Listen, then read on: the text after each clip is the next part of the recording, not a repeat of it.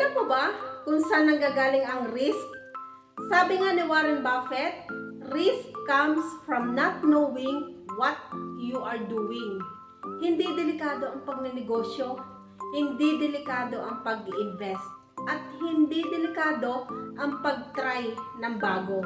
Ang delikado, yung gumagawa ka ng isang bagay nang hindi ka handa.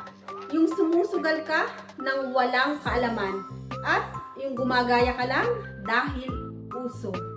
Ang tunay na risk ay kakulangan sa kaalaman. Kapag nag-aral ka, nag-research ka, at nagtanong ka, bumababa ang risk. Kapag inintindi mo muna bago mo pinasok, nagiging opportunity ang dating risk. Kaya bago ka matakot, tanungin mo muna ang sarili mo. Alam ko ba talaga ang ginagawa ko? Dahil ang kaalaman, yan ang tunay na proteksyon. Mag-aral, maghanda, bago ka sumabak. And i-follow mo ito para sa simple and more practical financial tips.